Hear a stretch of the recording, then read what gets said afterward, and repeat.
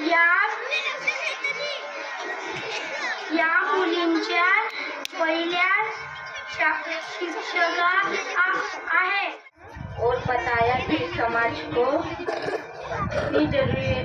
जरूरियतों के लिए पढ़ाई छोटी उम्र में ही हो गया था उनका विवाह।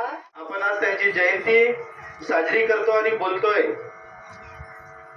की सावित्रीबाई फुलेचा जन्म इथे झाला तिथे झाला सगळं सांगतोय आपण त्या दिवसापुरतं मानतो, पण ज्या मुलींना आई वडील विश्वासाने शाळेत पाठवतात तितक्याच विश्वासाने ती घरी सुद्धा गेली पाहिजे।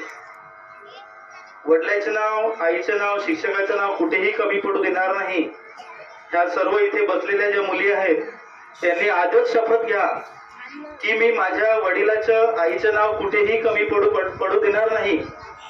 त्यांनी मला शिक्षणासाठीच पाठवलं, मी शिक्षित होणार, शिक्षण घेऊन आपल्या देशाचं नाव, आपल्या घराचं नाव, आपल्या परिवाराचं नाव, आपल्या शाळेचं नाव उज्जवल करणार, ऐसी शपथ घ्या। 3 जनवरी हम सावित्रीबाई फुले की जयंती मनाते हैं, सज धज कर आए हैं, उनके जैसे कपड़े पहनकर आए हैं, उनके बारे में हम जानकारी बता रहे हैं।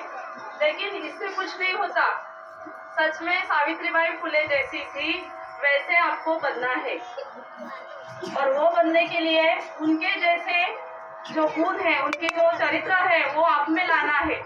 एवढं कष्ट करून सगळ्यांना संधी उपलब्ध करून दिलेली आहे समान शिक्षणाची, पुरुषांच्या बरोबर महिलांना काम करण्याची, शिक्षणाची सर्व क्षेत्रामध्ये आपल्याला संधी मिळालेली आहे।